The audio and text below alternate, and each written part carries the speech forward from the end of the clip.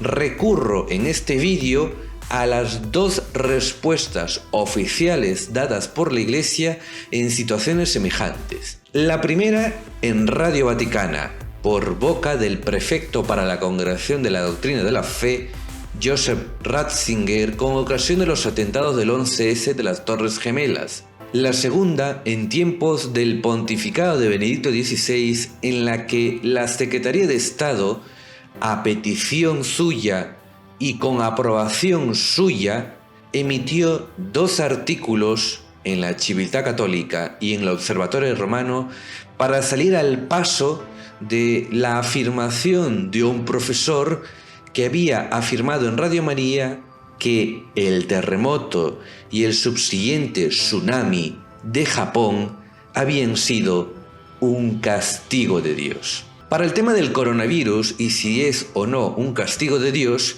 no pocos han afirmado que ciertamente es un castigo de Dios.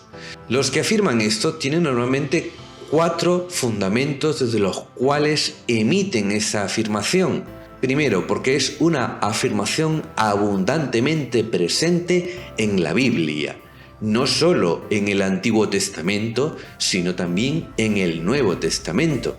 Segundo, que eso está afirmado por parte de concilios, papas e incluso por las apariciones de la Virgen María que han sido aprobadas por la Iglesia. Una tercera idea es que afirmar lo contrario, Dios no castiga, estaría fundamentado en una distorsión, en un falso sentido de la misericordia de Dios, promovida normalmente, dicen ellos, por traidores o por ignorantes de la fe de la Iglesia. Y finalmente, negar que Dios castiga, dicen, haría innecesaria la redención de Cristo, porque si Dios no castiga, ¿de qué condenación nos hubiese salvado el Señor? De ninguna. Estas 4 razones son importantes. Bien, parecen a la primera y cada una en su lugar suficientes como para cerrar el diálogo, pero no, porque la Iglesia profesa la fe en la omnipotencia de Dios y el misterio, ¿no?, de esta omnipotencia ante la experiencia del mal y del sufrimiento humano no es simple.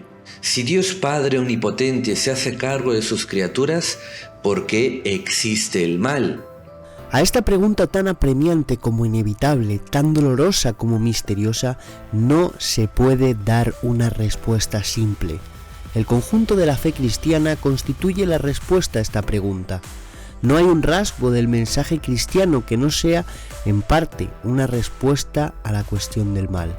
En la bondad de la creación y en el drama del pecado, en la voluntad amorosa del Señor, manifestada en las 2 alianzas, en la encarnación del Hijo suyo y en el don del Espíritu que reúne a la Iglesia, en los sacramentos, en el destino escatológico de la felicidad a la cual el hombre puede libremente revelarse, en estas verdades consideradas juntas, el creyente ve la manera para la solución, desde la fe, al problema del mal. No se puede, por tanto, cortar el conjunto de la fe a algo tan profundo. No es algo simple. Pero ¿por qué Dios no ha creado un mundo más perfecto, en el que no exista ningún mal? En su sabiduría y bondad infinitas, Dios quiso libremente crear un mundo en estado de vía hacia su perfección última. Este devenir trae consigo en el designio de Dios, junto con la aparición de ciertos seres, la desaparición de otros, junto con lo más perfecto lo menos perfecto, junto con las constituciones de la naturaleza también las destrucciones. Por tanto, con el bien físico existe también el mal físico, mientras la creación no haya alcanzado su perfección. Y esto porque creemos firmemente en el Dios que es Señor del mundo y de la historia. Pero los caminos de su providencia nos son constantemente desconocidos. La fe nos da la certeza de que Dios no permitiría el mal si no hiciera salir el bien del mal mismo. por caminos que nosotros conoceremos plenamente en la vida eterna. En la espera, el mal físico como el moral es un misterio que es iluminado, pálida, pero realmente por Jesús, Hijo de Dios, muerto y resucitado para vencer el mal, para demostrar que la última palabra no pertenece al mal ni a la muerte. Por tanto, Dios castiga. Aunque admitiéramos que el Señor quisiera castigar las culpas de los hombres, no logramos entender con qué justicia podría haber castigado a unos y no a otros. Es más, la referencia al infierno que se suele hacer para justificar este tipo de lecturas no se sostiene, siendo esta la retribución del impío y no un castigo de Dios. Es el efecto de una elección hecha en la tierra por el pecador y sancionada por la eternidad. O como diría Benedicto XVI en la carta Spe Salvi, el infierno es aquella soledad consciente, culpable, absoluta y eterna, porque el hombre ha preferido ser para sí y nada más que para sí, olvidándose de Dios y de sus hermanos. La muerte solo petrifica, eternaliza esa decisión. Has querido ser solo para ti, vivirás en soledad por toda la eternidad. En Jesús sufriente, Dios ha querido hacernos saber que el mal y el dolor no representa un destino incorcible, sino solo la vía sobre la cual el hombre camina hasta cuando Dios tendrá la razón de la potencia del mal. En Jesús resucitado, esta fe se hace esperanza para el creyente, pero su misma fe debería instruir al creyente cuando mira también al mal y al dolor de aquellos que no comparten su fe. Y el sufrimiento de ellos debería aparecerles a la luz de Cristo como el instrumento desconocido con el cual también ellos participan en la obra de redención humana. No castigo, sino misteriosa elección. En el plano divino no existen desgracias, sino que todo es gracia. Esta es la salvación. No siempre somos salvados por el dolor, sino que siempre somos salvados en el dolor. Dios no nos hace el mal. Ello iría contra la esencia de Dios, que no quiere el mal. El castigo no entra en la lógica de Dios. Sentencia Joseph Ratzinger, Benedicto XVI. Con lo cual, pues, ¿cuál es la respuesta a esta pregunta? ¿El coronavirus puede ser considerado un castigo de Dios? No. La Iglesia considera que no es así. Entonces, ¿cómo quedan los 4 argumentos que dan los que afirman de que sí castiga? Primero, ¿Dios castiga es una afirmación que está presente en las Sagradas Escrituras? Sí, pero no es suficiente. No se pueden prescindir de las herramientas exegéticas que toman en cuenta el contexto y los géneros literarios como la alegoría y la metáfora. Por ejemplo, el tema de la esclavitud. En el Antiguo Testamento está ampliamente aceptada y la reglamenta con normas específicas. Levítico 25 señala que los esclavos no pueden ser tomados de entre los hijos de Israel. Y el libro de Éxodo, que quien mate a un esclavo debe ser castigado, aunque no ha de perder la vida. Por su parte, en el Nuevo Testamento no se encuentra una sola condena explícita a la esclavitud, solo normas que la regulan desde la caridad. Efesios 6 señala que los esclavos deben obedecer a sus amos como obedecen a Cristo. Incluso toda la carta del apóstol San Pablo a Filemón es una afirmación de la esclavitud en la que Onésimo, que había huido de su amo, es devuelto por San Pablo para que viva nuevamente con él bajo su autoridad. Y si entendiéramos solo a partir de esto, nos sucedería como sucedió con los habitantes de Estados Unidos de Norteamérica, que tuvieron esta dificultad en razón de la esclavitud, mientras que los del norte afirmaban la doctrina del derecho de todos los seres humanos a la libertad. Los del sur, devotos cristianos protestantes, que habían buscado una respuesta en las Sagradas Escrituras, afirmaban que la esclavitud era más compatible con el cristianismo que aquella idea, razón por la cual norte y sur fueron a la guerra. ¿Cuál es la conclusión?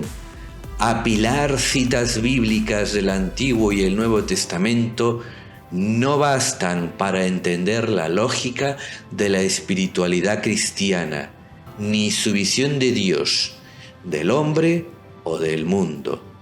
Al segundo argumento, hemos de decir, sí, Dios castiga es una afirmación presente en los concilios, en los papas y en las revelaciones aprobadas por la Iglesia de la Virgen María. Pero cada una de ellas ha sido dada en un sentido relativo, no absoluto, y que tenían un fin propiamente pedagógico en el contexto en el que se encontraban. Por ejemplo, la carta encíclica Salvifici Doloris de Juan Pablo II, al hablar del libro de Job, menciona que el Dios castigador revelado en ese episodio bíblico no solo es parcial, sino distorsionado. El concepto castigo de Dios es incompleto y veterotestamentario, y que este misterio solo se puede conocer a partir de su infinita misericordia, revelada en el sacrificio redentor de Cristo, del cual brota una teología del sufrimiento humano, razón por la cual, diría Joseph Ratzinger, como prefecto para la Congregación de la Doctrina de la Fe: existe todavía por hacer un gran trabajo de traducción de los grandes dones de la fe al lenguaje de hoy y al pensamiento de hoy. Las grandes verdades son las mismas: el pecado original, la creación, la redención, la vida eterna. Pero muchas de estas cosas se expresan aún con pensamiento que ya no es el nuestro. Y es necesario hacerlas llegar al pensamiento de nuestro tiempo, hacerlo accesible para que el hombre vea verdaderamente la lógica de la fe. Es un trabajo aún por hacer. Tercero, Dios no castiga. Es una idea, es un concepto que está fundado en un sentido falso de la misericordia de Dios. En algunos autores sí. Pero no es correcto afirmar que Dios castiga en un sentido absoluto, precisamente porque Dios es justo. La justicia de Dios es lo que da sentido al concepto Dios no castiga. Por ejemplo, si Dios es justo, ¿por qué prosperan muchos pecadores? ¿Y por qué sufren los inocentes? Cuando un inocente sufre, ¿es por un castigo de Dios o es por una prueba para fortalecerlo en su fe? ¿Quién puede responder a esta pregunta que eleva a la persona que sufre? Si la pregunta no tiene una explicación precisa, ¿cómo podría ser Dios justo si no le da al sufriente una oportunidad para entender por qué y para qué sufre? ¿Acaso el que sufre y se reconoce justo sabe que es justo y le ha tocado vivir una purificación porque se reconoce como alguien que cumple los mandamientos y no ha hecho nada malo para padecer el sufrimiento? Eso implica que entonces su cumplir el mandamiento, su cumplir la ley, le está dando la salvación y no más bien la gracia. Sería pelagianismo, y eso no corresponde a la fe de la Iglesia. Y si alguien afirma de que Dios no castiga, corrige para enseñar, ¿por qué no se lo enseña a todos? Dios ha querido revelarse al hombre adaptándose al entendimiento humano, pero no se entendería que ese Dios, que es justo, sea injusto a la hora de enseñar, dándolo solo a unos y no a todos. Pero no, el mal es un misterio que va más allá del hombre y que solo se esclarece desde la justicia y la misericordia de Dios, como se describen en el Catecismo. Dios no nos hace el mal. Ello iría contra la esencia de Dios, que no quiere el mal. Pero la consecuencia interior del pecado es que sentiré un día las consecuencias inherentes al mal mismo. No es Dios quien nos impone algún mal para curarnos, pero Dios me deja, por así decirlo, a la lógica de mi acción y, dejando esta lógica de mi acción, yo ya castigado por la esencia de mi mal. En mi mal está implicado también el castigo mismo. No viene del corazón, viene de la lógica de mi acción, y así puedo entender que he estado en oposición con mi verdad. Y estando en oposición con mi verdad, estoy en oposición con Dios. Y debo ver que la oposición con Dios es simplemente autodestructiva. No porque Dios me destruya, sino porque el pecado destruye. Y finalmente, afirmar que Dios no castiga hace innecesaria la salvación de Cristo, responde, absolutamente falso. El sufrimiento humano tiene algo de incomprensible que puede aplacarse solo pensando y creyendo que Dios no es indiferente al dolor de los hombres, tanto así que ha tomado parte de ese mismo sufrimiento en su Hijo, que nos salvó por medio del sufrimiento. El hombre nunca se encontró en un puro estado de castigo por el pecado original. El género humano nunca fue desprovisto de la gracia de la redención. Aquí no cuentan las hipótesis sino la elección divina, según la cual el hombre, creado por la misericordia, ha sido proyectado misteriosamente hacia la eternidad. El dolor como puro castigo encaminado a compensar y a equiparar en cierto modo la culpa. Nunca ha existido y no es tampoco pensable. Tal persuasión revelaría una concepción pagana de Dios y de sus sentimientos. El discurso sobre el dolor se vuelve precario y es susceptible de malos entendidos cuando no está comprendido en el misterio del designio de Dios. Pero también, ¿cuánta delicadeza es necesaria cuando se trata del dolor de otros? Si uno habla de esto con quien lo sufre y no es creyente, entonces la palabra más persuasiva es la fraternidad de las obras de misericordia y la acción renovada para difundir el Evangelio.